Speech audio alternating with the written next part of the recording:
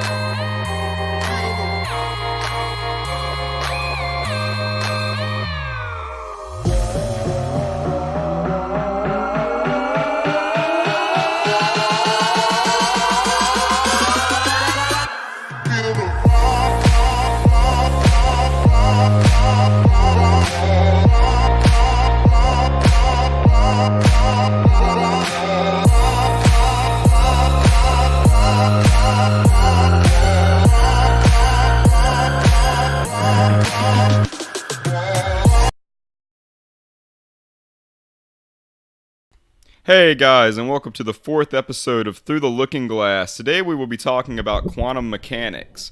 So, I think what we're going to do is we're going to go ahead and start off talking about wave-particle duality. Now, wave-particle duality was first thought of when, I think it was back in the old Greek days, when they were like, is wave a, when you take two beams of light and you send them through each other, they don't they go right through each other, which if you thought that it was like a hard marble object, it would just bounce off each other and you'd have little scattering waves of light, and we don't see that. So what they did, they devised this experiment called the double slit experiment. And what that did was they took a electron projector and they took two slits and they took some gold foil and put it on the back end. And what that did is it was able to detect where the electrons hit on the paper. And what they saw when they used one slit, they saw what they expected. It looked like it was little marbles, like the electrons were little marbles hitting the paper. Well, when they did two slits, they saw that it was acting like a wave. It wasn't anything like one slit. So what they originally thought is they're, bumping into each other and they're causing this interference. So they started sending them through the slits one by one. And it was still creating this wavelength pattern. It looked like a wave interference pattern, like if water was hitting the slits. So what they did was very ingenious. They took a measurement device and put it by one of the slits. And so they were like, we're going to find out which slit the electron is passing through. And the cool thing about that is that when they did this, they found that it reverted back to like a marble going through. It clearly went through one of the two slits and there was no interference pattern. And if you remove the observer, then it went back to acting like a wave. And that's when we talk about wave-particle duality, that's what we're talking about, is a subatomic particle or a photon, anything like that, can either act like a wave or a particle. And it all depends on if there is a conscious observer. Slag, Lucy, anything you want to say about that? Yeah, just in a summary for anybody who didn't catch that, just a quick, sort of definition. Wave-particle duality is a concept in quantum mechanics that every particle or quantum entity may be partly described in terms not only of particles but also of waves. It expresses the inability of the classical concepts particle or wave to fully describe the behavior of quantum scale objects. Yeah, exactly. But when I think about this experiment, the first thing that comes to my mind is it really us observing it that's throwing the experiment off? Or is it the way that we're measuring it? Because whenever you measure something, and a lot of people don't think about this, you have to interact with it.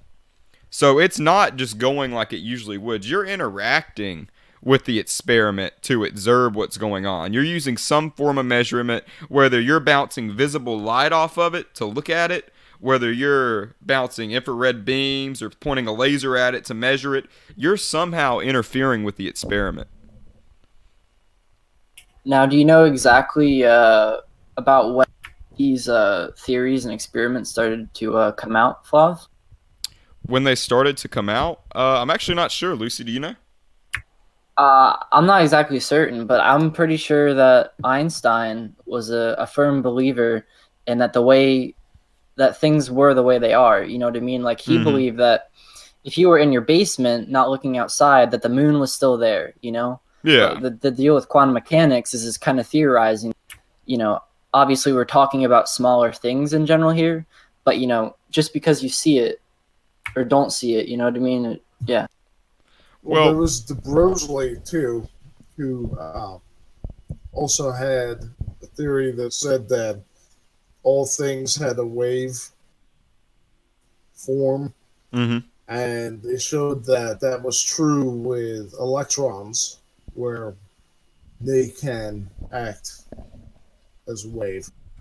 Well, yeah, I mean, pretty much, and it all goes back to Heisenberg's. That was in the 20s. Yeah, it all goes back to Heisenberg's uncertainty principle, and if you listen in tonight, you're going to hear us mention that a lot because it's very important to understanding things on a subatomic level or a quantum level. And what it pretty much is the more certain you are of a particle's position in space-time, the less certain you are of its momentum, where it's going, how it got there. So if you see something and you're certain, so you can either be certain of where it's likely to go, its waveform, or you can be certain of where it is at this one time in space, its particle form. But the more you know about one, the less you know about the other. And that's really important in quantum mechanics. Like, I know we're going to talk about Schrodinger's cat next, and then something after that. But I was looking into false vacuum and trying to wrap my head around that. And they had something that was rather interesting where the false vacuum is where there's an energy state that exists. You cut out? That's due to something called quantum tunneling. Yeah. Which is apparently in quantum, that's when things go where they're not supposed to go. Like, they're not supposed to be the vacuum, but some electrons somehow got there. Yeah, well, let's go ahead and talk about quantum tunneling before we get into false vacuum, because you need to understand quantum tunneling to understand a false vacuum state. So what you have is, you can imagine a trough. Like, you take a ball at the top of the trough and you drop it down in, and it spins its kinetic energy and it rolls along the walls. Now, instead of a trough, that trough represents the strong nuclear force. Now, the strong nuclear force is what binds atoms together. So when an electron is in a Bohr level, which is, if you ever look at the diagram of an atom, you'll see that the electrons are in these rings around it. And those, I believe, are called Bohr levels. So it's in its Bohr level. Now, it shouldn't be able on its own accord to escape the strong nuclear force that holds subatomic particles together.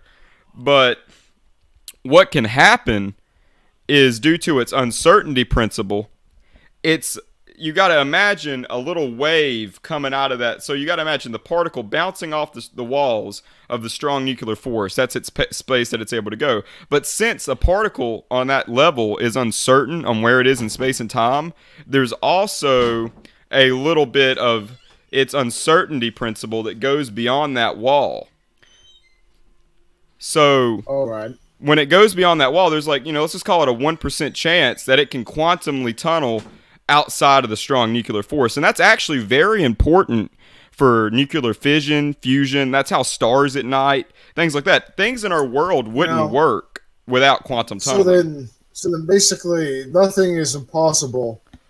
Just to quote Hitchhikers, nothing is impossible. It's just highly improbable. Exactly. That it could happen. And in the subatomic, in the quantum world, it's exactly like that. And I love that you brought up Einstein. I think it was either you or Snuglington, because back when they were talking about this, they had a thing called quantum entanglement.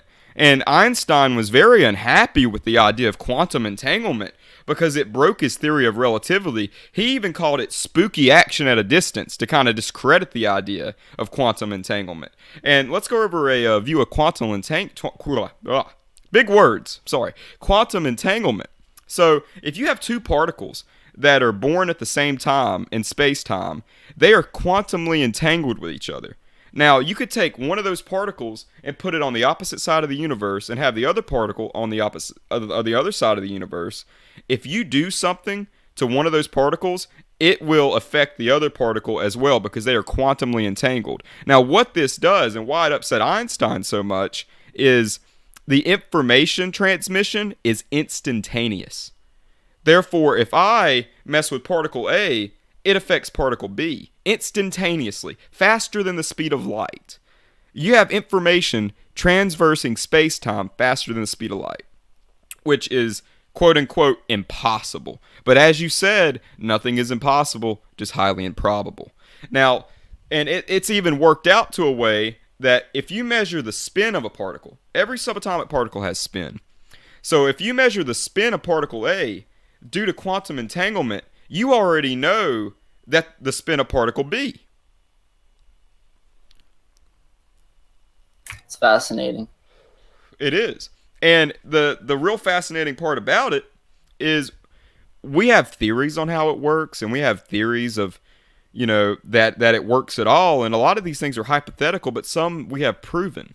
And when it comes to understanding a topics like this, we might think we know how it works, but we're really just grasping at straws. So getting back to false vacuum state. So you got to still think of a ball perched on the hill, and you got a trough below it. Well, the ball is one day going to be spurred, by kinetic energy, and it's going to roll down to where it can expend all that energy. Now, let's think through that again. Let's think of that as our universe. Our universe is the ball.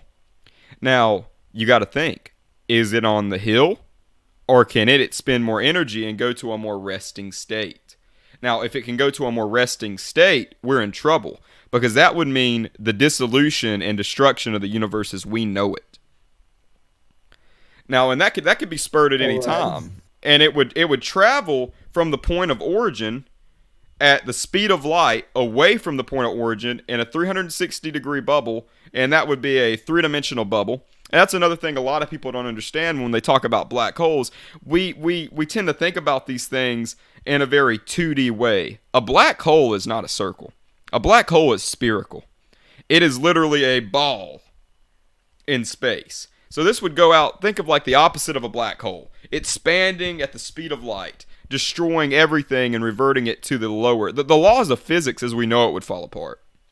And that's what a false vacuum is. Now, I believe that's where the Higgs boson comes in.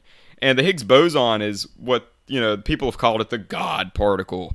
Because we don't really understand mass all that well. And what gives things mass. And, and the whole theory of the Higgs boson is dark matter comes into play, Well, dark matter and dark energy are really interesting because we find that of the observable mass in the galaxy or the universe, I think it's like we can only see 99%. I think it's 99. I think we can only see 1% of it, and like 99% of it we can't see, and that's where the dark part comes in. I could be wrong on that. Don't quote me, but when we look at our galaxy, like the Milky Way, if we were able to measure all the mass that's in that galaxy, it should fly apart.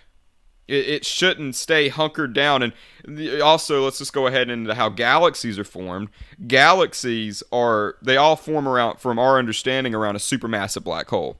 That is the gravity sufficient to hold that together. But when we started looking into it more, we found that gravity's not sufficient enough, and that's where dark matter comes in, and that's the matter that we can't see, that we speculate is there to keep it together. So is that something that we just can't bounce light off of, or infrared rays, or that we can't observe yet, or does it bleed in from another dimension? And it's the audience is out on that right now. We really don't know. But going back to what I was saying about what topic? What before I went on my little rant, what were we talking about? Well, we were talking about false vacuum, and Yeah. I find it interesting because I guess they're saying that we could have started in a false vacuum where there was energy of some kind instead of very, very, very, very low energy space. And it is interesting that I guess the theory connected to the destruction possible with it is it is undetectable. It just happens. Think about it like this: the destruction of our universe very likely could have been the birth of our universe. If you think about the Big Bang, maybe there was a universe much unlike ours that went through a false vacuum, and that was the birth of the Big Bang, the birth of the universe as we know it today. Yeah, if there's any change in the vacuum state of the universe, as I understand it, everything changes within the whole universe. Everything from a macroscopic level down to a quantum level. As far Yeah, as all we the know, elements, maybe everything even we the know Planck about, leaf really. changes. You know, we Yeah. don't know. It would completely throw You everything see, on its head. what this And reminds me of is just those stellar nurseries, like the big nebulas Mm-hmm. where the stars are born. It's all quite interesting how it all formed in the first place. Well, and we yeah. don't even know if a true vacuum state is possible in our universe or if it has been achieved before. True vacuum state meaning that the smallest amount of energy to be within a certain space. We don't even know if that's happened yet because of the Well, amount of energy it might take. Well, here's the thing about that. If you look at the law of nature, everything from a macroscopic scale to a quantum scale, it always goes for a resting point, its lowest state of possible energy. So we have good evidence to believe that the universe and space-time would do the same. So this is based off, it's purely hypothetical, but it's got a very good backing of evidence for it. And another thing about vacuums is if you try to create a vacuum out of the universe that we have now, what you'll see is if you suck all the matter out of space, and I'm talking about space, is just like let's say let's say you're halfway to the moon and you create a vacuum out of the space there. You suck all the matter out of there, all the neutrinos, all the particles. What you'll see is that it's never really empty, and it's not a restraint of our technology. Particles will spawn spontaneously out of nothingness because nothing is something, and that's truly mind-blowing. You'll have a particle pair of a particle and an antiparticle spawn and then immediately remerge back into each other and vanish out of existence. You could never have truly empty space, and that leads to the assertion that nothing is something, at least how we know it in a quantum theory. Nothing is something, and whether that comes from another universe or maybe you have something called vacuum energy. If you try to suck everything out of something, you're creating a negative vacuum there, and maybe that creates its own energy sufficient enough to spawn these particle pairs for a short amount of time. And it also goes into the Casimir effect, which is something that I'm not as proficient in, so I'm not going to touch on that. I'm only trying to talk about things that I have a basic understanding of. And let me stress, very basic understanding here. So if anybody's watching this broadcast and is like, this guy doesn't know jack shit, well, he might not be wrong. I was just about to ask you about 0 point energy. Yeah. That's something that I've heard of before. I've looked into it a little, just because of my favorite Stargate episode or what have you. I remember they mentioned that one a lot. Mm-hmm. And 0 point all energy. I really know about it is that I guess they're looking at the difference between the lowest possible energy state, Mm-hmm. like you were saying, and then what's known as the classical minimum energy, which I guess would just be like the natural occurring. So, like if that was a false vacuum, it would have a minimum energy. Yeah. So, do you know much about that? That's an interesting one that I'd like to look more into. Well, just look, like I'm not as familiar with that, but looking it up, I'm just going to read the definition off Wikipedia. 0 point energy, also known as ZPE, is the difference between the lowest possible energy that a quantum mechanical system may have and the classical minimum energy of the system. Unlike in classical mechanics, quantum systems constantly fluctuate in their lowest energy state due to the Heisenberg uncertainty principle. There we go, we're using that again. It's very important to understand all this. As well as atoms and molecules, the empty space of the vacuum has these properties. According to the quantum field theory, the universe can be thought of not as isolated particles, but as continuous fluctuating fields, matter fields, whose quanti, and quanta for somebody that doesn't know what that word means, quanta is something that is it's like a force carrier. Like a photon is a quanta of light. It carries the energy of light. Things like that. Oh, okay. Yeah. So that's like the work. Yeah, it's pretty much like how you can does the work, and it's a way to measure it. are fermions, leptons and quarks and force fields whose quanta are bosons. And that's how you get into like gauge bosons and things like that. Whose quanta are bosons, photons and gluons. And a gluon is what makes up quarks, and quarks are the basic building blocks of subatomic particles that make up atoms. It says, all these fields have a 0-point energy. And all this goes into the vacuum, the vacuum stage. Are we in the lowest possible vacuum energy state, or can we fall lower? And scientists are in, disagreement, and they thought that when they measure the Higgs boson, which they believe to be the gauge boson of matter, I believe, and mass, they thought that they'd be able to tell if we were or not, and it was inconclusive. They said there was a good probability that they were, but they can't be sure. Any thoughts on that, guys?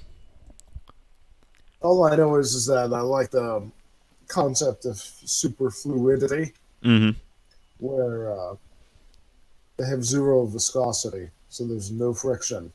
And apparently these, they've done it with helium, and it'll actually move around and shift around because it doesn't cost it anything. It's almost like it's not constrained. Well, yeah, and you could also look at that as it's not constrained because it hasn't even decided where it's going to be yet. It doesn't decide where it's going to be until you measure it, and that's its wave-particle duality. And how does that relate to quantum superposition? Well, quantum superposition is just a way to explain wave-particle duality in the way that I understand it. A quantum superposition just means it's like a calculation of looking at something as a wave and a particle. And also the sum of those two can give you an idea of where it is in itself. So that's what quantum superposition is. One of the leading, pieces of evidence as to why quantum mechanics works so well as a theory is that Schrodinger's equation and other equations used to predict the locations and stuff of particles are extremely accurate. Well, it is if you look at it as a particle.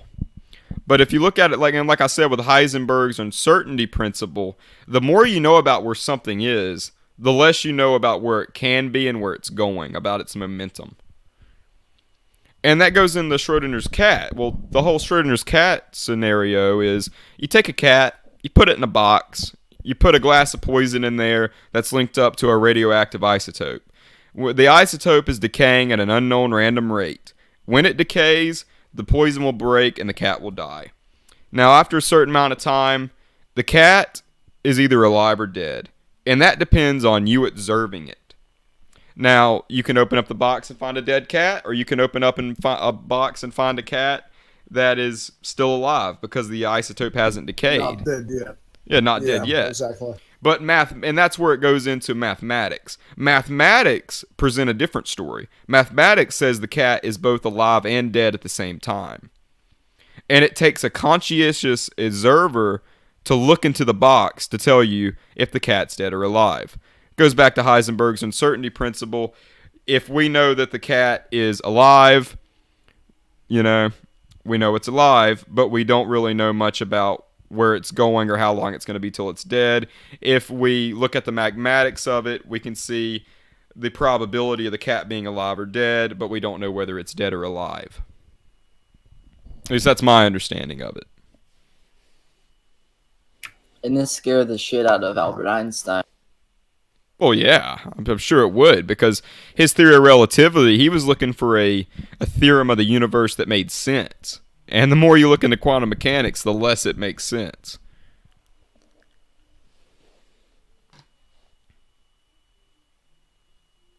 Well, Flav, do you think we covered most of that there? I mean, unless y'all have any closing points on it. One more thing with quantum tunneling, which is again the idea. We previously didn't think it's possible, but we now realize that it's possible for particles, very small things, to get transferred through where they previously wouldn't be able to. When the barrier is less than 3 nanometers, I believe. And that's why Um, our modern cell phones work because yeah, of quantum. there's a lot of things that with modern technology. One thing I found interesting is that one of the ways that DNA can Mutate. mutate. Yeah, Yeah. I found that very interesting. Not only would stars and probably everything cease to exist if that wasn't the case, but mutation as we know it probably. Well, it's just life finding a way to work. You could Yeah, say that the there's universe is just as live on a quantum level as me and you are. It's just everything You know, finds a way to work. yeah. I I mean, like I like it when it's tied more into the real world. Like Hmm. that was a good that's a good example, Slug. I like that. Hmm. yeah, there's research that chlorophyll in plants exploits the features of quantum superposition, and that geckos climbing on the walls that has to do with it too. That they're able to just stay there. It's really fast. Well, yeah, I So mean, then Einstein was right. There's a lot of spookiness going on. well, yeah, Einstein was definitely right about that. So, other on That's quantum mechanics, we actually have another topic tonight we were going to go over, and that was PETA, about their treatment of animals and their message. And Snugglington had a lot to say about that, so we're going to throw that to you, Snugglington. Would you like to start us off on PETA? Sure. So PETA stands for the People for the Ethical Treatment of Animals, and what I'd like to start is a tweet which PETA sent out on Twitter on the 4th of December, 2018. Now, this tweet doesn't make much sense to me at all. I don't really get their point here. It's a little bit funny. The tweet says, "Words matter, and as our understanding of social justice evolves, our language evolves along with it. Here's how to remove speciesism from your daily conversations." Now, Flav, are you concerned about speciesism? Not really. So on this tweet, there's a photo, and it says, "Stop using anti-animal language." It says, "Instead of killing two birds with one stone, say feed two birds with one scone." I don't get it. Instead of "be the guinea pig," it says "be the test tube." Again, I don't really understand what we're accomplishing here. Instead of "beat a dead horse," feed a fed horse. The horse is dead anyway. That's the whole thing about the phrase. It's a dead horse. Why are you beating it? It doesn't matter. Yeah.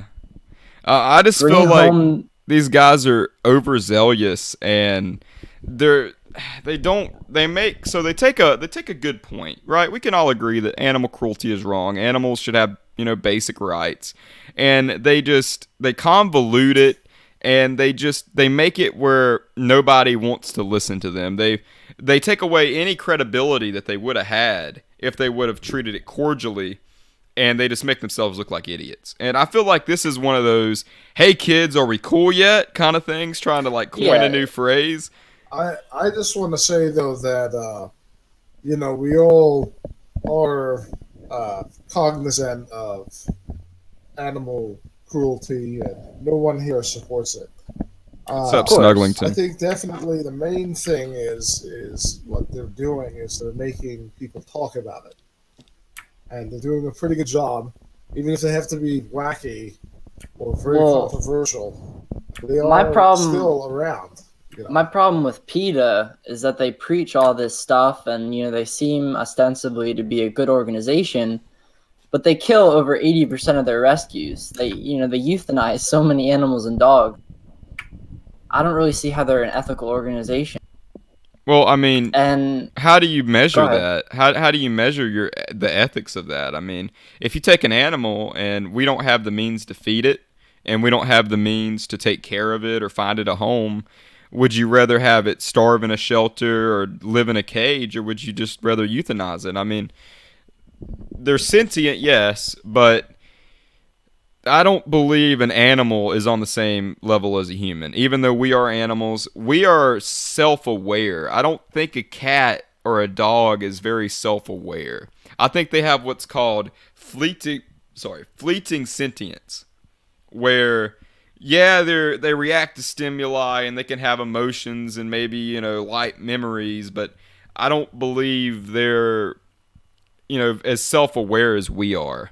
I don't believe the cat wakes up every morning and contemplates, I think, therefore I am, you know?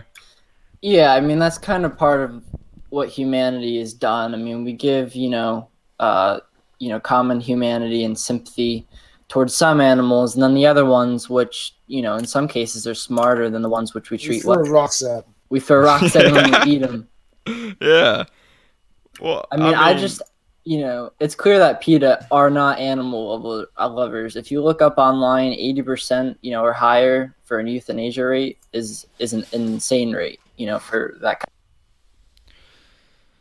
Well, I don't know, man. I can't really look at a euthanasia rate and tell if somebody's an animal lover or not, because, I mean, we've talked on this podcast before about euthanasia, and when a certain point comes, it is more humane to end a life than to prolong a life. Now, in this topic, they can't give consent because we don't understand meows and barks, but they also can't hunt for themselves, and that's a fault on our own. I mean, we've domesticated these animals, and we've allowed them to overbreed, or we've overbred them ourselves, and we've kind of created a catch-22 situation.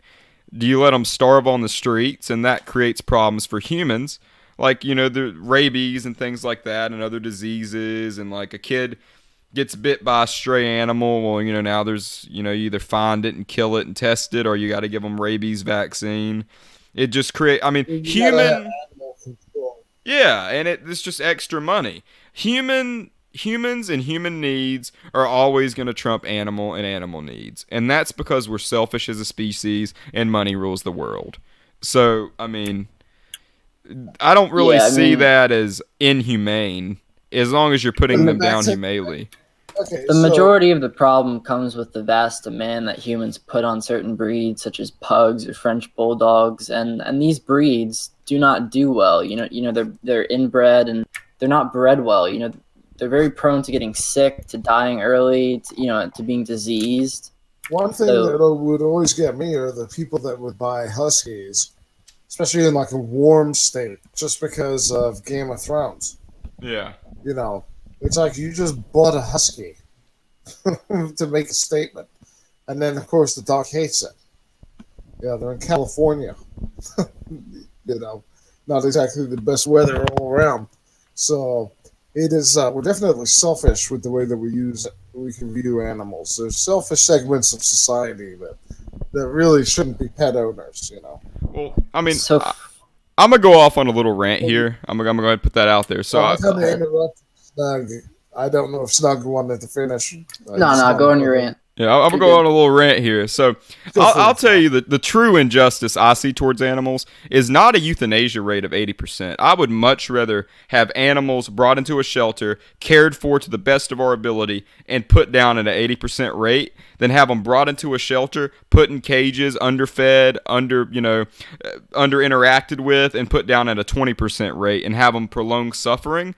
But the true injustice to animals is, like Snuglington said, the way we breed them to have all these physical ailments, the way that we have this culture of buying animals as gifts and giving them to people that don't want them. I mean, after the holidays, these shelters fill up with animals that were bought from like PetSmart and Petco that, were given away because the guy didn't want to care for them. And we have like these shows that come out, like you said, about Game of Thrones.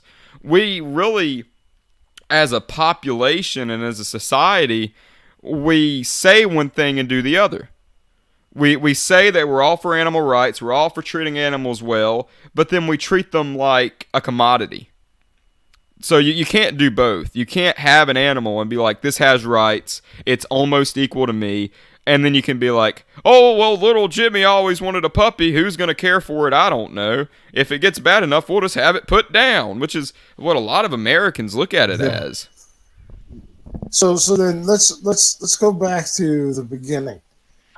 I still think that PETA is by drawing attention to crazy things, they may kind of like have these feelings in people resurface. Do you guys feel that at all? I mean, I could kind of see them as just trying to always make sure, like, hey, folks, don't forget about animal cruelty. I think their once agenda. every year, I think their agenda is just way too strong. I mean, if you go on PETA's website, there's 2 articles I'm going to cite here from their own web. And this first one is, don't miss PETA's cheeky new ad that warns drivers, meat interrupts your sex life. And it's a billboard with a man and a woman in a bed and a cow in between them. I mean, you know, you could make the argument, like Flav was saying, about how humane it is and ethical, you know, to kill animals that we use for meat. But I just find this kind of gross. Like, why are they trying to bother people like this? Because that's exactly the point. It's like graffiti on like a new building. It's, you know, sometimes it's just to get it out there and to get people to maybe think like even a little bit. That's the way I look at it. We actually just got a question in chat about designer dogs and people buying these designer dogs and not adopting from a shelter. How do you guys feel about that? I think that's what creates the problem, right? Because you can go and get a dog from a shelter for free and in a way save its life. But if you're buying a designer dog, you know, a lot of those are dying because there's such a high demand for them that breeders are willing to, you know, have a lot of loss there. Well, that goes back into my treating animals like a commodity. You if you treated it as something with rights, you wouldn't go to a breeder and, you know, say, I want this dog this way with a pure breed. You would say, well, there's, you know, hundreds about to be put down. Let me go get one of those and save a life. But people don't do that. That's the last thing on people's minds. Yeah, I dislike that there's certain breeds where they have problems. Like being inbred to the point of being crazy or something like that. Like, my father made a good point about like German Shepherds. He said that the ones in Europe are really more, especially their hindquarters, like down their back, they're more wolfy, more like a dog. While here, they've started breeding them to be like a little skinnier in the back. Yeah. It kind of like their spine kind of droops down, so they're a little bit smaller. Mm-hmm. And it's not a good trend. You don't want to keep them that way. You want them to have nice straight backs. So I'll say that I'm not a fan of those sorts of breeding issues where they start keeping something that's bad for the dog. Yeah. I'm not sure how much name brand stores such as PetSmart, Pet Value, stores like that do it, but I used to know of a store which is a chain, and you know, I knew a guy who worked there, and he told me that, you know, probably 2/3 of the dogs there that you saw ended up getting put down, you know, because they sold them at such a high price, you know, $1,000, $2,000. You know, and I'm the kind of person who is just going to allow people to do what they want in life and not, you know, get involved. But it was sad to see, you know, people coming in, you know, looking at the dogs and saying, oh, you know, this dog is cute, I want this dog, you know, but I bet you most of them aren't aware that, you know, most of these dogs are going to die just because of the demand of these people coming in to buy them. Yeah, and that's like the same viewer said, why buy a dog from a puppy mill to stick in your pocketbook when you can get a great dog from a shelter? And that's what these things are happening. It's creating a market where puppy mills are actually profitable.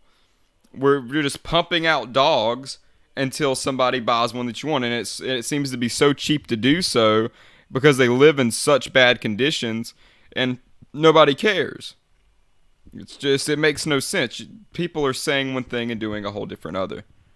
Now, when it comes back to PETA, I don't get the grandiose, you know, how do you say that word? What are they putting on? Grandiose shows, for a better word. I just don't understand where they're trying to come from. Or do they think that they're going to shock people into being vegetarian or treating animals better? I don't think so. If I was the director of PETA, I would just put out cold hard facts, you know? I don't know. I'm just saying I took a look at their website because of you two guys talking about it. And there's a pretty nasty segment on sheep shearing, about the horrible things that happen to sheep when they go into those sheds to, you know, get sheared up. Yeah. It's kind of bad, man. You know, Yeah, the so treatment of animals. kicking sheep in the face and stuff.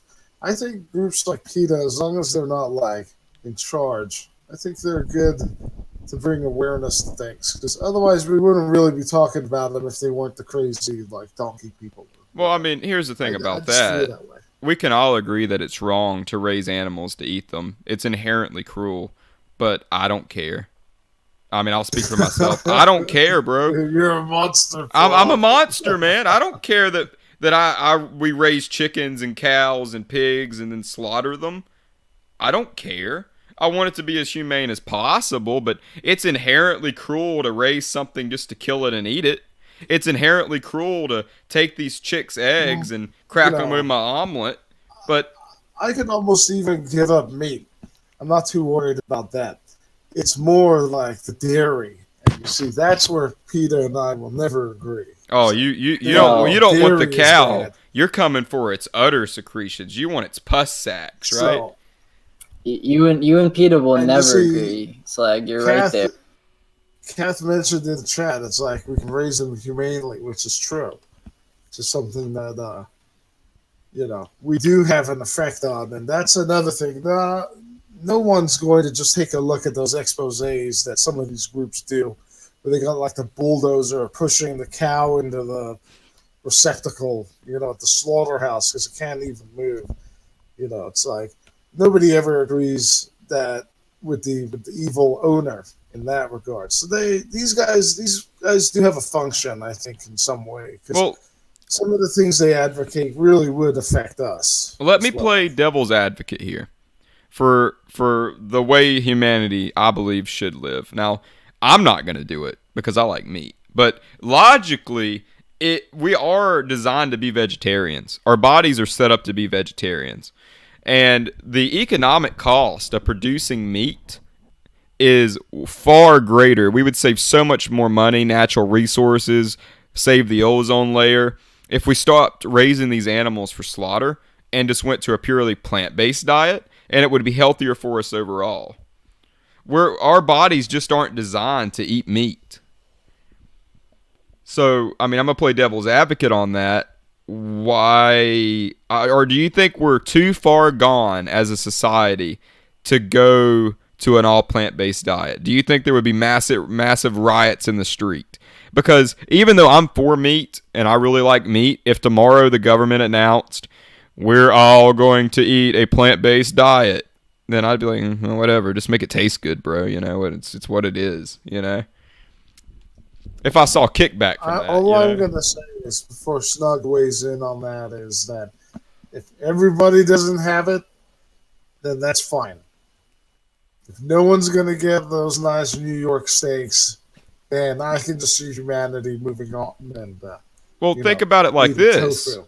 If we cut out all these, dairy farming and pig, raising animals for slaughter, imagine how many of the poor we could feed. Imagine if we just grew crops, how many of the impoverished that we could feed. How many of the malnourished we could feed. We could literally stop world hunger if we stopped eating steaks for dinner. Easily. It's not even like... It's not even hard! It's not funny! How bad this is! An average burger takes like 4,000 gallons of water or some shit like that to make, and it's amazing. We got people dying from not having access to clean drinking water because you want to eat a fucking burger? You fucking monster. You could really take...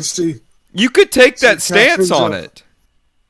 See, Kath brings it up again. It's like plants are sentient too. They've done studies, I know, showing that some of them react to like background noise and other things going on to their homies nearby. I mean, it's a known thing that if you just pot a plant, it's going to go through shock, Well, so it's definitely got something going on. Plants are sentient in a different way. Plants do not have a nervous system. They react to the environment through being able to detect light, being able to send out chemical messengers, detect things in the soil, but they don't feel pain. They don't have a nervous system, at least how we understand it. Now, we could be wrong. Do I think plants should have rights? No. Do I think every time I cut the grass, I've committed genocide? No. You know what I mean? Like plants, you got to look at it in this light. We have to consume something to stay alive.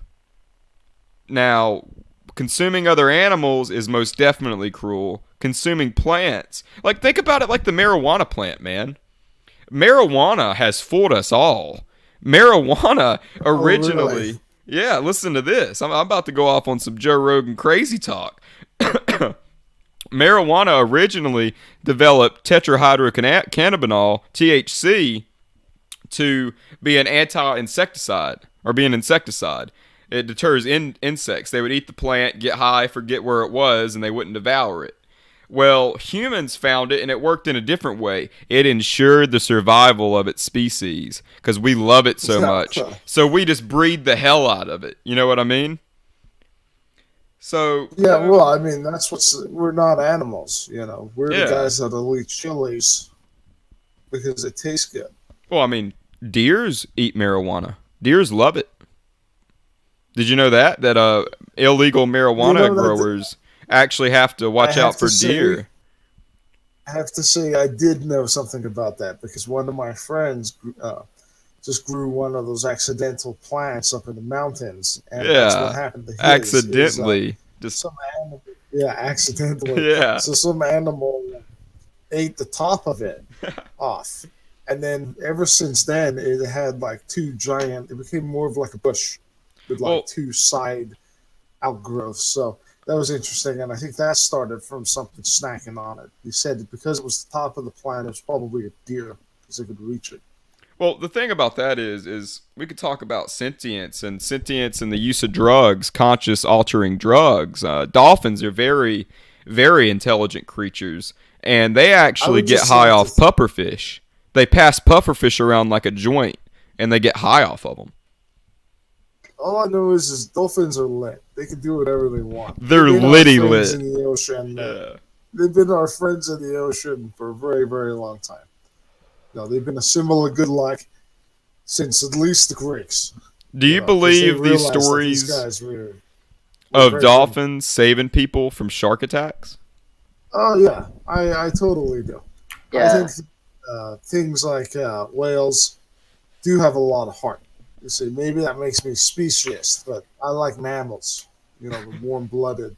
You I believe reptile hater. dolphins- I believe dolphins are the only other mammals that have sex for pleasure. They also have names for each other. You know, Did you they're see not, that? It's interesting. Go ahead. Let me finish your point, but then I gotta add something to this. That was my point. Go ahead.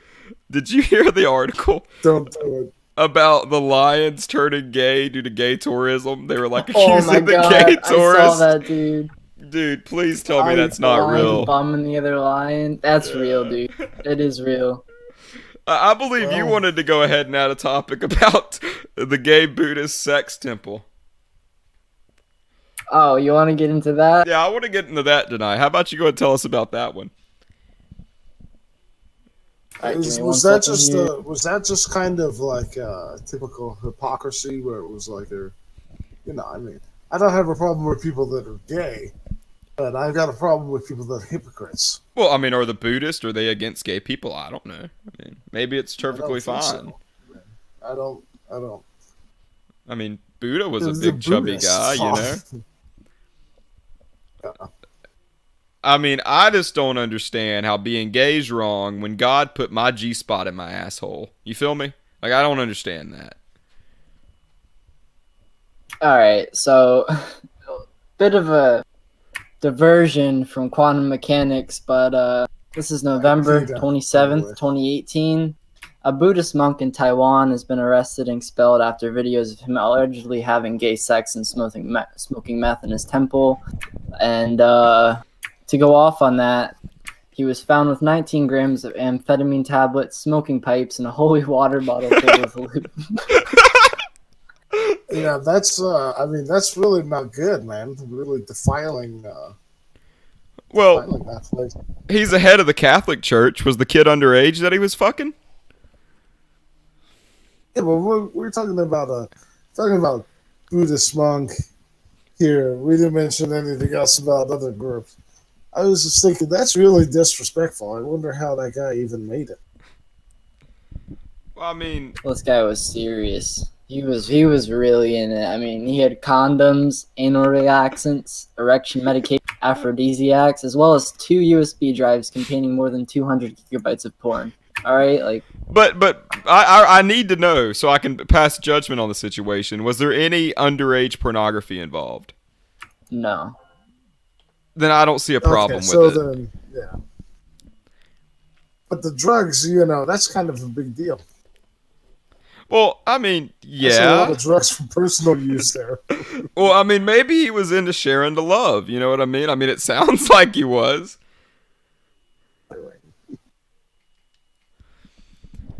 I mean, I'm just saying, So, man. You're living on the glad you got- monastery. You're having all these, you know, all this time to yourself. I mean, let's just, you know, get into it. You feel me? Like, I don't judge the guy for that.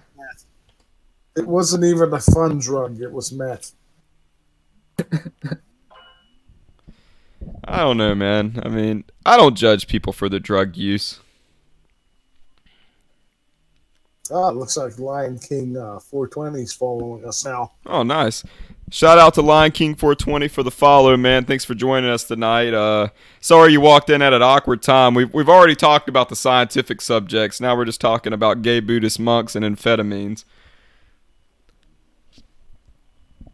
I don't even think you could actually properly tell us what was in that water bottle before you guys just started cracking up.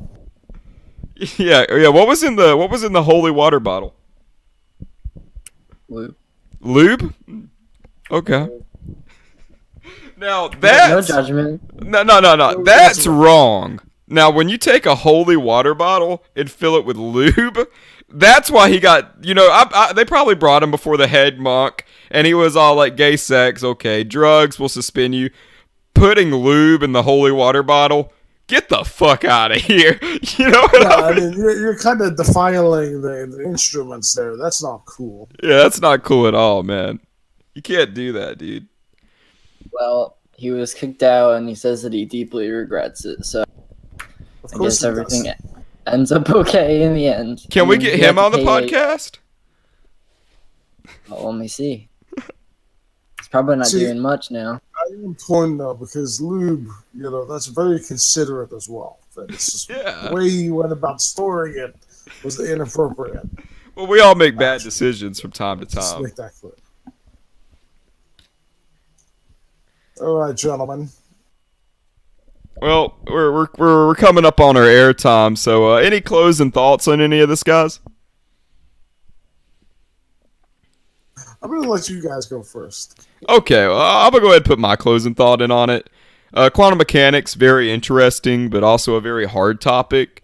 PETA, I believe that as a society, we need to start reevaluating how we feel about animal rights and whether we're going to be hypocrites. And don't store your lube in a holy water bottle, especially if you're a monk. Snuggleton, anything you'd like to add? Yeah. My closing thought about quantum mechanics on a serious note is that I would encourage anybody who's watching and in general people to study this stuff and learn about it and learn about the universe. You know, because I would hate to see a human's life without them having any understanding of stuff like this, because it's truly mind blowing when you figure it all out. Yeah. Well, we're actually going to do something different tonight. Our audience right now, the people viewing, if you have any topics that you want us to talk about in a future broadcast, we're going to give you about 5 minutes to go ahead and put those in chat. Is there anything that you want to hear us talk about? Now, I'll go ahead and throw out there the topic of our next broadcast, going live at 6:50 p.m. tomorrow. Mike's Go Hot at 7, is going to be about orphan drugs from the FDMA. Ketamine is a treatment for depression, and Naxalone is a treatment for depersonalization, derealization disorder. So we're just going to go ahead and give it a little while, see if anybody from the chat has anything that they want to hear us talk about. Yeah, please do, guys. In the meantime, my final thoughts on this are that, yeah, I agree, Snug. Avlov, this very intricate topic, very serious work's been done on quantum, and I'm starting to kind of get the picture as I look into it more. It is definitely an interesting way to go.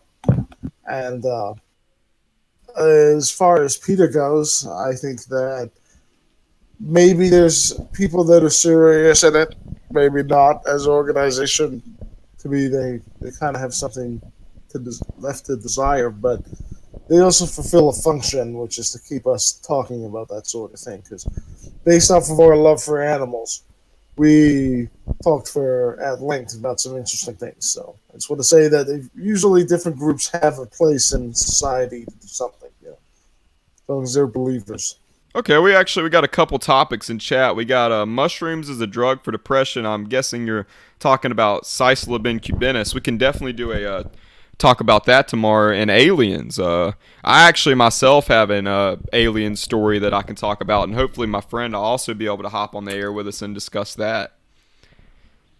It's called psilocybin, but yeah. Yeah, psilocybin. You know, tomato, habanero. Naxalone, naloxone. Yeah, naloxone. Yeah, Psilocybin. it's all the same. Schrodinger's cat. Stoicism. Mushrooms and aliens, guys. Yeah, Sounds dude. good. Mushrooms and aliens. This has been Through the Looking Glass. We will catch you here again tomorrow at 6:50 p.m. Mics go hot at 7. Until then, we're signing out, guys.